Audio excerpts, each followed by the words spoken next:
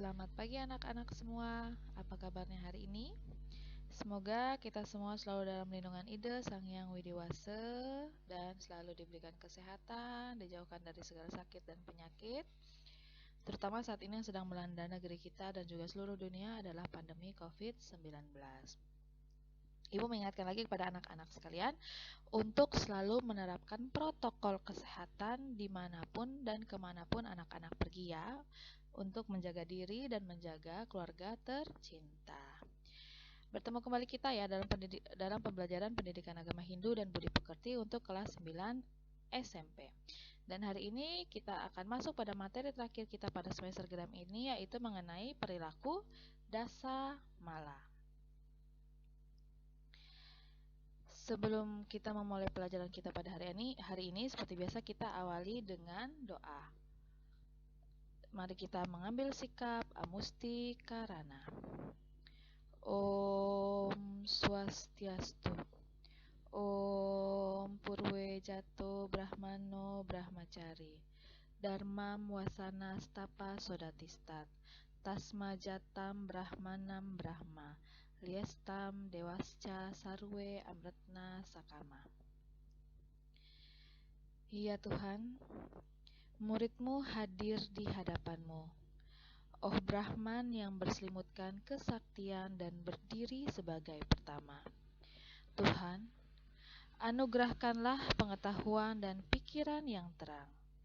Brahman yang agung, setiap makhluk hanya dapat bersinar berkat cahaya-Mu yang senantiasa memancar. Oke anak-anak, sehari sebelumnya Ibu sudah memposting soal pretest untuk materi hari ini ya. Anak-anak yang sudah mengerjakan, Ibu ucapkan banyak terima kasih. Dan buat yang belum mengerjakan, Ibu masih memberikan kesempatan hari ini untuk mengerjakan pretest dasa mala. Ibu mau melihat nih, sebelum kalian mendapatkan materi dan setelah mendapatkan materi, apakah ada perubahan atau tidak. Mudah-mudahan ada perubahan ya. Karena kalau kalian tidak ada niat untuk belajar, maka percuma saja kalian belajar, karena tidak akan ada yang masuk di dalam otak kita. Semua pelajaran itu akan masuk jika kita ada niat dan ada tekad untuk belajar. Oke. Tujuan pembelajaran kita pada hari ini yaitu yang pertama, anak-anak mampu menjelaskan perilaku dasa mala dalam kehidupan. Tujuan pembelajaran yang kedua, anak-anak mampu untuk menyebutkan bagian-bagian dasa mala yang harus dihindari dalam kehidupan. Tujuan yang ketiga yaitu anak-anak dapat untuk menguraikan perilaku yang berkaitan dengan dasa mala. Dan tujuan pembelajaran yang terakhir atau yang keempat adalah anak-anak mampu untuk menguraikan upaya-upaya menghindari perilaku dasa mala dalam kehidupan. Sebelum kita mulai, Ibu akan mengambil sebuah quotes ya. Seseorang yang tidak bisa mengendalikan dirinya sendiri dari perilaku-perilaku buruk, baik perilaku yang merugikan diri sendiri dan orang lain, maka hidupnya akan selalu menghadapi kegagalan dan masalah. Nah, anak-anak, dalam kehidupan ini hendaknya kita mampu untuk mengendalikan diri dari pengaruh-pengaruh negatif agar bisa tercapai kedamaian diri. Orang yang mampu mengendalikan dirinya dari pengaruh-pengaruh buruk tersebut, maka kualitas dan derajat hidupnya akan semakin meningkat. Keberhasilan seseorang dalam menjalani tujuan hidupnya sangatlah ditentukan oleh perilaku dan karakter orang itu sendiri. Karakter dan perilaku terbentuk dari sebuah kebiasaan dan pembelajaran yang tidak muncul begitu saja semenjak kita lahir ke dunia. Orang yang memiliki karakter dan perilaku yang kurang baik, seperti sombong, angkuh, egois, malas dalam segala hal dalam hidupnya, maka ia akan selalu tersisihkan dari kehidupan orang lain. Nah, sikap egois juga merupakan salah satu sikap penyebab kegagalan dalam mencapai tujuan hidup. Dengan selalu berusaha menjauhkan perilaku egois, malas, sombong, iri dan dengki dari diri kita, maka lama-kelamaan perilaku yang baik akan menjadi sebuah pembiasaan dalam hidup kita, bahkan menjadi budaya hidup kita. Nah, buat buat kita yang mampu mengalahkan 10 macam kegelapan dalam diri sendiri, maka ia telah mengalami kemerdekaan dalam dirinya dan mampu meningkatkan kualitas diri.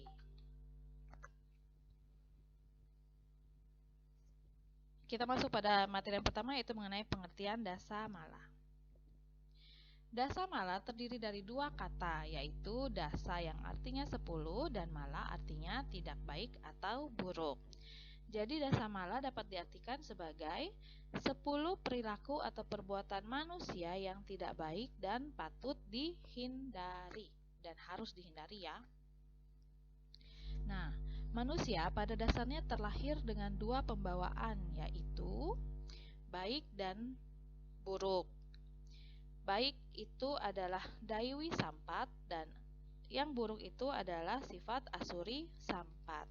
Nah, daiwi sampat ini merupakan sifat-sifat kedewataan atau sifat baik. Contohnya, berbakti kepada orang tua, hormat, menyayangi dan menyayangi catur guru, taat beragama, setia, jujur, rajin belajar, dan disiplin. Dan anak-anak, Ibu harapkan kita semua mampu untuk mempunyai atau menanamkan sifat kedewatan ini dalam diri kita. Contoh kecilnya adalah anak-anak harus hormat dan patuh terhadap semua perintah dari guru pengajian atau guru di sekolah ya. Kalau disuruh belajar ya belajar, disuruh kerja tugas ya kerja tugas. Jangan disuruh belajar karena sekarang lagi masanya belajar online, anak-anak malah main game. Itu sangat dihindari ya anak-anak ya. Lalu disuruh kerja tugas itu kalau harus tepat waktu ya. Kalau disuruh kumpulnya sebelum jam 10, maka harus dikumpulnya sebelum jam 10. Kecuali kalau anak-anak memang mengalami kendala-kendala teknis yang tidak bisa ditangani sebelum jam 10 gitu ya. Yang penting dan yang paling penting itu kalian harus ada komunikasi yang baik dengan guru. Untuk sifat-sifat asuri sampat atau sifat-sifat keraksasaan atau sifat buruk, contohnya sombong, keji, angkuh, pemarah, bernafsu besar, suka minum minuman keras atau mabuk, rakus, iri hati, pembohong, dan suka menipu. Nah, karakter-karakter ini dibangun semenjak lahir melalui kesadaran sendiri dan pengaruh pendidikan dari luar seperti dari orang tua, dari keluarga besar, dari saudara, teman, guru, lingkungan sekitar, dan lain sebagainya.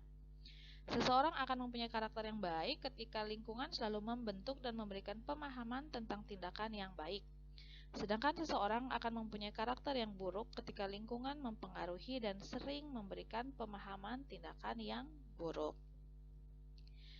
Pengalamanlah yang sangat berperan penting dalam membentuk karakter seseorang, dan itu mulai terbentuk dan terukir dari sejak kecil dan akan terus berpengaruh hingga sampai kita mati. Dalam kehidupan sekarang ini, anak-anak sudah tentu tidak heran ya mendengarkan berita banyak terjadi kejahatan-kejahatan, perilaku-perilaku yang bertentangan dengan dharma. Dan manusia belakangan ini lebih cenderung melakukan perbuatan yang kurang baik. Perilaku yang tidak baik atau yang buruk tersebut di dalam ajaran agama Hindu kita kenal dengan istilah asubha karma. Dan perilaku-perilaku tersebut juga digolongkan ke dalam perilaku dasa mala. Nah, dasa mala ini merupakan sumber dari kedursilaan, yaitu bentuk perbuatan yang bertentangan dengan susila, yang cenderung pada kejahatan dan sudah pasti akan membawa kesengsaraan bagi yang melakukannya. Yang kedua adalah bagian-bagian dasa mala. Bagian yang pertama yaitu tandri. Nah, tandri ini berarti malas, suka makan dan tidur saja, tidak tulus dan hanya ingin melakukan kejahatan. Sikap malas ini harus kita hindari karena sikap ini merupakan pintu penghalang untuk mencapai tujuan hidup. Jadi kalau anak-anak ada yang bercita-cita menjadi polisi misalnya, tapi anak-anak malas untuk berlatih, malas untuk belajar, maka tujuan atau cita-cita anak-anak sudah pasti akan jauh sekali untuk dijangkau. Bagian yang kedua yaitu kleda. Kleda artinya berputus asa, suka menunda pekerjaan, dan tidak mau memahami maksud orang lain. Sikap putus asa, suka menunda-nunda suatu pekerjaan merupakan sikap yang didominasi oleh sifat-sifat tamas. Anak-anak tentu masih ingat ya, sifat tamas itu merupakan bagian dari triguna. Nah, orang yang dalam hidupnya lebih banyak dikuasai oleh sifat tamas akan menyebabkan atmanya jatuh ke dalam neraka. Oleh karena itu, kleda merupakan penghalang untuk maju mencapai kesempurnaan hidup. Karena itulah kita harus mengendalikannya. Jadi buat anak-anak misalnya yang waktu ujian tryout ataupun ujian sekolah atau penilaian harian UTS PAS, kalian mendapatkan nilai yang kurang memuaskan, maka kalian bisa tetap belajar.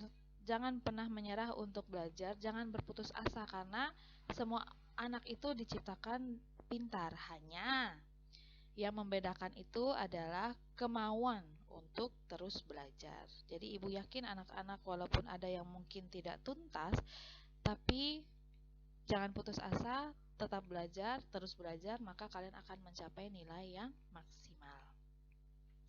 Bagian yang ketiga yaitu leja, yang artinya berpikiran gelap, bernafsu besar, dan suka melakukan kejahatan. Pikiran kita adalah hal yang paling menentukan kualitas perilaku kita. Pikiran juga yang mengatur gerak 10 indria sehingga disebut dengan raja indria. Sehingga jika raja indria tidak baik, maka indria yang lain pun menjadi tidak baik pula. Dalam pustaka suci Bhagavad Gita bab 2 sloka 60 dinyatakan sebagai berikut. Meskipun seorang berjuang keras untuk mencapai kesempurnaan, oh putra dari Kunti, nafsu yang bergelora akan dapat menyesatkan pikirannya dengan paksaan. Nah, jadi anak-anak di sini bisa kita tarik kesimpulan bahwa jika anak-anak sudah sangat-sangat bercita-cita, sudah tahu keinginan anak-anak seperti apa, sudah berusaha semaksimal mungkin, sudah berjuang keras, sudah belajar dan lain-lain. Tapi ketika anak-anak tidak mampu untuk mengendalikan pikiran anak-anak, tidak mampu mengendalikan hawa nafsu anak-anak, maka pikiran anak-anaklah yang akan mempengaruhi perbuatan anak-anak. Dari yang awalnya mau belajar, jadinya malah melakukan hal-hal yang tidak benar. Dan ini harus dikendalikan dan diminimalisir. Jangan sampai pikiran yang jahat mengendalikan kita. Jangan mengendalikan anak-anak untuk mencapai tujuannya anak-anak ya. Bagian yang keempat yaitu kutila, yang artinya pemabuk, tidak jujur dan penipu, suka menyakiti dan membunuh makhluk hidup lain. Nah, orang yang suka mabuk, maka pikirannya akan menjadi gelap. Pikiran yang gelap akan membuat orang melakukan hal-hal yang negatif, termasuk menyakiti orang lain, menipu, bahkan membunuh orang lain. Karena kalau anak-anak perhatikan berita-berita terkini ya, banyak terjadi kejahatan, banyak terjadi pembunuhan atau perampokan, penipuan dan lain-lain sebagainya itu terjadi di bawah sadar atau karena pengaruh alkohol. Oleh karena itulah anak-anak jangan sampai anak-anak menyentuh minuman keras. Ya anak-anak ya, harus ditanamkan dalam dirinya anak-anak bahwa minuman keras itu sudah tentu tidak baik untuk kesehatan dan juga jiwanya anak-anak. Bagian yang kelima yaitu kuhaka, yang artinya pemarah, suka mencari-cari kesalahan orang lain, penipu, berkata sembarangan, dan keras kepala. Nah, bila kita emosi atau marah, kita mengeluarkan cairan atau kita mengeluarkan adrenalin dalam darah kita. Ini memiliki pengaruh penurunan kekebalan pada badan kita sehingga kita akan menjadi atau merasakan sakit. Sebaliknya, bila kita dipenuhi dengan kasih sayang dan kedamaian dalam pikiran, maka kita akan mengeluarkan cairan endorfin yang dapat menambah sistem kekebalan tubuh sehingga dapat mencegah penyakit. Oleh karena itulah, ini kalau berhubungan dengan COVID-19, anak-anak itu kan kalau kalian dengar berita atau info bahwa untuk mencegah penularan corona, misalnya untuk meningkatkan sistem kekebalan tubuhnya anak-anak. Anak-anak jangan sampai marah, jangan bersedih hati, karena itu akan membuat adrenalin yang terpacu. Jadi untuk mencegah COVID, anak-anak harus selalu merasa happy, harus senang, bahagia. Jadi kalau dibilang untuk mencegah COVID, kita harus sering ketawa, kita harus membuat suasananya itu bahagia. Karena itu, ketika kalian bahagia, maka sistem endorfinnya yang terbangun, sistem endorfinnya, cairan endorfinnya yang lebih meningkat. Jadi anak-anak kekebalan tubuhnya juga sudah pasti akan meningkat.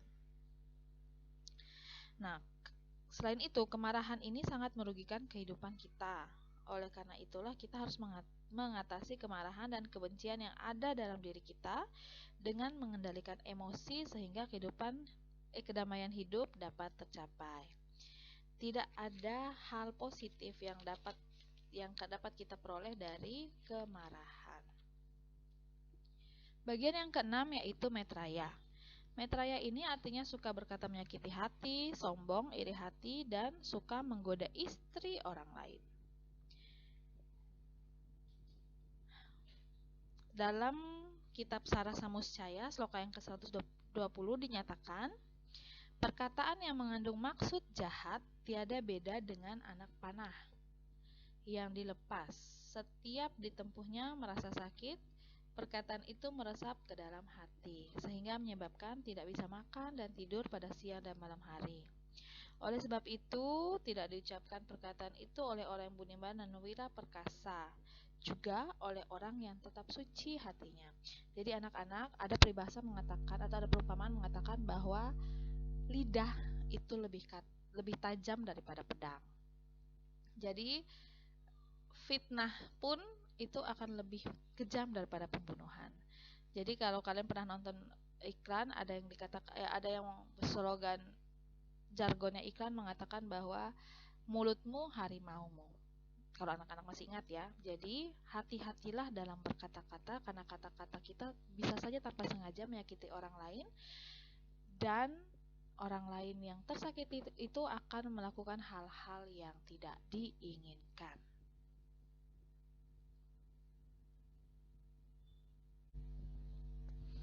Bagian yang ketujuh yaitu megata. Megata artinya berbuat jahat, berkata manis tetapi pamrih, atau tidak tulus. Orang yang berkata lain di hati, lain di mulut, lain di hati, berkata manis karena ada maksud atau ada udang di balik batu adalah perbuatan yang sering dilakukan oleh orang yang terlalu pamrih. Jadi mungkin kalian pernah bertemu dengan orang-orang yang suka berkata-kata manis, tapi di belakangnya suka membicarakan kejelekan orang lain. Itu salah satu perbuatan dari megata, dan ini harus dihindari. Bagian yang ke-8 adalah ragastri, yang artinya bernafsu dan suka memperkosa. Ragastri merupakan sifat-sifat yang bertentangan dengan ajaran agama. Sifat-sifat seperti itu merupakan sifat-sifat Asuri Sampat atau sifat-sifat keraksasaan. Memperkosa kehormatan orang lain adalah perbuatan yang terkutuk dan hina. Nah, sifat-sifat suka memperkosa harus dihindari untuk menjaga agar tidak terjadi kemerosotan moral. Karena jika ragastri dibiarkan, maka akan menambah banyak perbuatan tuna susila. Untuk melenyapkan sifat-sifat itu, kita hendaknya berusaha untuk mengendalikan dan menghindarinya dengan mengisi diri melalui kegiatan-kegiatan yang positif dan bisa menuntun jiwa kita bersatu dengan Sang Pencipta. Bagian yang ke-9 yaitu baksa buana, yang artinya suka menyakiti orang lain, penipu, dan hidup berfoya-foya. Berfoya-foya berarti mempergunakan harta melebihi batas normal, dan hal ini sudah tentu tidak baik dan melanggar dharma, yang dapat berakibat tidak baik pula bagi orang yang melakukannya. Sering kita lihat di masyarakat banyak kekayaan yang berlimpah jika penggunaannya tidak didasari oleh dharma, maka pada akhirnya justru menyebabkan orang akan masuk neraka, seperti menggunakan narkoba, mabuk, mencari wanita penghibur, dan lain sebagainya. Oleh karena itulah, marilah pergunakan harta pemberian atau anugerah ide Sang Yang Widiwasa dengan bijaksana dan sesuai dengan kebutuhan dan dilandasi oleh Dharma. Bagian yang terakhir yaitu kimburu. Kimburu artinya penipu dan pencuri. Perilaku ini tidak memandang bulu serta mempunyai sifat pendengki dan iri hati. Sifat dengki dan iri hati merupakan salah satu sifat yang kurang baik atau asubha karma yang sudah tentu harus kita hilangkan. Makin besar rasa iri hati dan dengki yang bercokol atau ada pada diri seseorang, diperlukan upaya yang kuat pula untuk mengalahkannya. Karena itu, sifat dengki ini merupakan salah satu musuh dalam diri manusia yang anak-anak tentu ingat berkaitan dengan satripu atau 6 musuh yang ada dalam diri manusia. Dan 6 musuh ini sudah harus kita kalahkan. Jangan sampai 6 musuh ini yang menguasai diri kita. Nah, musuh-musuh ini antara lain ada kama, loba, kroda, mada, moha, dan matsarya. Iri dan dengki ini masuk dalam musuh matsarya. Jadi matsarya adalah sifat iri dan dengki. Kita tidak, kalau yang mempunyai sifat iri dan dengki ini selalu merasa tidak senang ketika melihat seseorang mengalami kebahagiaan. Orang yang mempunyai sifat iri hati ini senangnya lihat orang susah gitu ya. Dan ini sudah tentu harus dihindari.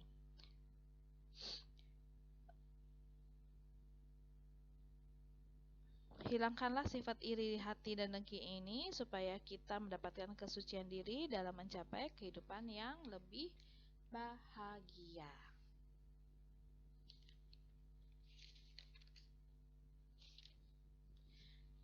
Kita masuk pada perilaku yang berkaitan dengan dasamala.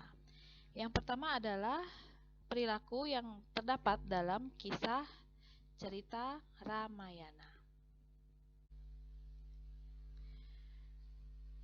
Perilaku dasamala pada kisah cerita Ramayana terjadi pada Aranyakanda atau kitab ketiga epos Ramayana. Nah, dalam kisah ini, kitab ini diceritakan bagaimana Rama dan Laksamana membantu para petapa sebuah asrama mengusir raksasa yang datang mengganggu. Selama masa pembuangan tersebut, Laksmana membuat pondok untuk Rama dan Sita.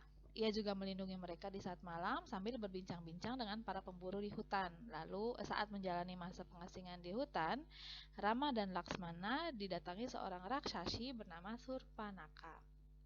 Surpanaka ini mengubah wujudnya menjadi seorang wanita cantik dan menggoda Rama dan Laksmana.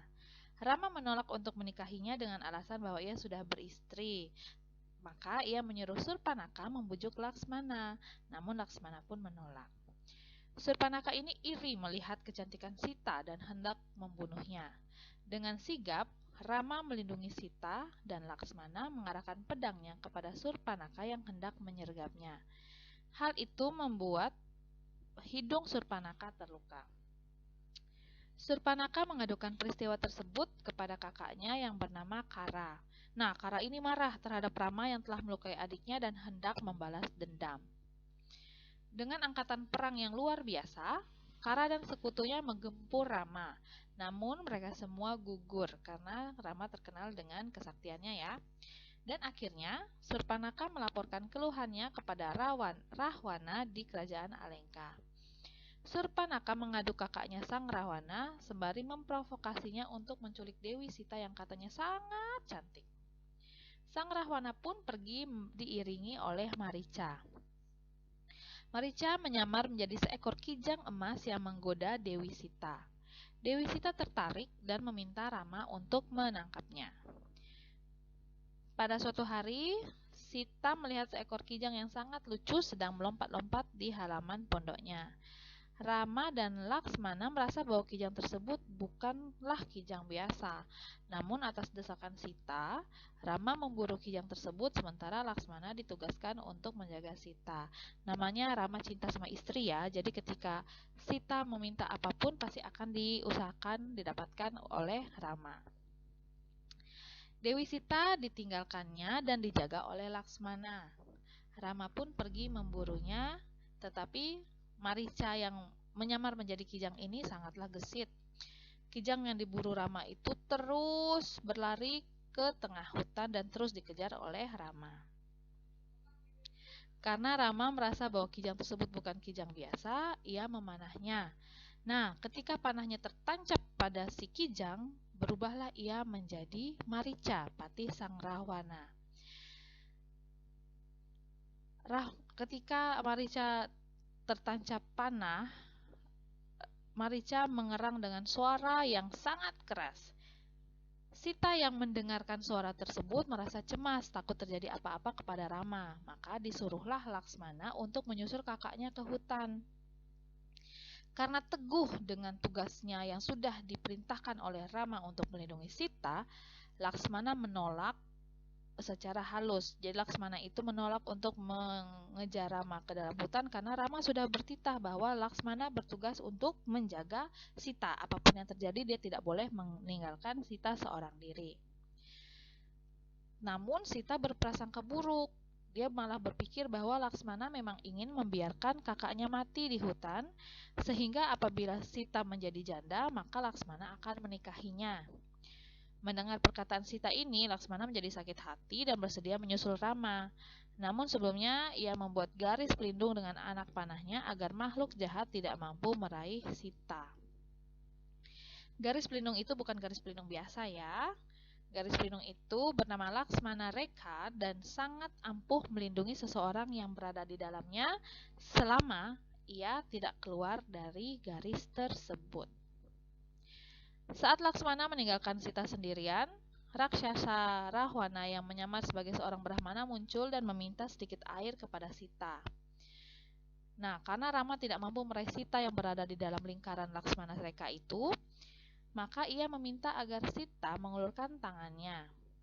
Nah, Sita ini mungkin saking baik hatinya, dia akhirnya mau untuk memberikan airnya kepada Rahwana. Jadi ketika dia mengulurkan tangannya keluar dari lingkaran Laksmana Rekha itu, maka ditariklah tangan Sita keluar dari garis pelindung oleh Rahwana ini dan akhirnya Sita diculik oleh Rahwana. Lain ceritanya lagi, Laksmana saat menyusul Rama ke hutan, Rama merasa terkejut karena Sita ternyata ditinggalkan sendirian. Jadi cepat-cepatlah mereka kembali ke tempat pertapaan itu ya, dan ternyata Sita sudah tidak ada. Di tengah perjalanan, Rahwana bertemu dengan seekor burung sakti, sang Jatayu, tetapi Jatayu kalah dan sekarat dalam pertempuran dengan Rahwana. Di sisa hidupnya inilah Jatayu menceritakan kisahnya tentang penculikan Sita oleh Rahwana yang kemudian akhirnya ia mati. Berangkat dari cerita di atas bahwa peristiwa penculikan Sita yang dilakukan oleh Rahwana dengan cara menyamar sebagai seorang Brahmana, jika dilihat dari latar belakang Rahwana menculik Sita adalah karena ketertarikan dengan kecantikan Dewi yang merupakan istri Rama. Kejadian ini sebagai perbuatan yang mencerminkan sifat dari raksasa yang hendaknya dijauhkan karena dapat menyebabkan kerugian bagi diri sendiri dan orang lain. Perbuatan Rahwana ini jika dikaitkan dengan Dasamala adalah karena bermula dari leja atau nafsu dan ragastri karena melihat kecantikan Sita, yang kemudian Rahwana berniat untuk memiliki dewi tersebut. Kutila atau pemabuk, Megati atau berkata manis dengan berkata manis kepada Dewi Sita melalui penyamarannya sebagai seorang Brahmana. Kemudian yang terakhir adalah Kimburu, yang dalam hal ini adalah berujung kepada penculikan Sita oleh Rahwana yang membawanya ke negaranya yaitu Alengkapura. Cerita ini sesungguhnya cerminan dari kehidupan sekarang ini yang orang sudah mementingkan diri sendiri dengan berusaha untuk menimbun segala kekayaan untuk kepentingan pribadi ataupun golongannya dan hal-hal yang menjadi kepentingan umum seolah-olah terabaikan. Untuk itu, perbuatan seperti ini hendaknya dijauhkan agar tercipta keharmonisan di dunia ini. Contoh perilaku dasamala dalam kehidupan sehari-hari itu sangat banyak ya, tapi Ibu hanya memberikan beberapa contoh, seperti ada pemabuk. Nah, ini contohnya ragastri atau suka memperkosa ya, dan ini merupakan perbuatan yang sangat-sangat dihindari karena dapat menghancurkan korbannya atau lawannya. Jadi anak-anak yang perempuan harus ekstra hati-hati ya. Lalu ini ada pemalas, suka malas-malasan, suka tidur saja, tidak mau membantu orang tua. Dan Ibu harap anak-anak tidak sampai seperti itu ya. Walaupun kalian misalnya anak laki-laki, tapi tetap kalian wajib untuk membantu orang tua. Lalu ada sikap pemarah, ini juga harus dihindari ya, karena marah itu akan merugikan diri kalian sendiri. Lalu ini, dia berkata-kata manis. Jadi kalau kalian tahu, sekarang itu banyak sekali terjadi penipuan online. Jadi anak-anak kita yang tidak kuat iman, tidak kuat pikiran, ketika seseorang sudah berkata-kata manis, maka kita akan mudah terbujuk rayu. Dia minta uang berapa, kita kasih. Itu salah satu contoh dari berkata manis di kehidupan sehari-hari. Lalu ada juga perilaku menyakiti orang lain ya anak-anak ya. Jadi dan masih banyak sekali contoh-contoh perilaku dasamala dalam kehidupan sehari-hari dan itu harus kita hindari agar kita dapat mencapai tujuan hidup kita dan semua cita-cita yang anak-anak ingin capai bisa tercapai dengan baik. Lalu yang terakhir adalah mengenai upaya-upaya menghindarkan diri dari perilaku dasamala. Upaya yang dapat kita lakukan, yang pertama adalah dengan mendekatkan diri dengan Ida Sang Hyang Widiwasa, melaksanakan ajaran catur guru, melaksanakan kegiatan keagamaan, dan memilih lingkungan pergaulan yang positif. Jadi kita bisa menjauhkan diri kita dari segala perilaku-perilaku buruk itu dengan meningkatkan iman dan ketakwaan kita. Kita harus mampu untuk menyelaraskan antara kepintaran intelektual, kepintaran emosi, dan kepintaran spiritual kita. Jadi anak-anak Ibu harapkan akan selalu berusaha, berupaya biar agar jangan hanya pintar secara akademik, tapi anak-anak secara etika, secara emosi, dan secara spiritual itu harus baik juga ya anak-anak ya. Jadi tapi Ibu yakin anak-anak semua adalah anak-anak yang baik dan pasti akan menghormati dan menjalankan segala perintah catur guru. Jadi tapi anak-anak masih ingat kan catur guru itu ada apa saja? Ada guru swadhyaya, guru pengajian, guru rupaka, dan guru wisesa. Jadi anak-anak harus taat dan hormat terhadap segala perintah dari catur guru ini ya.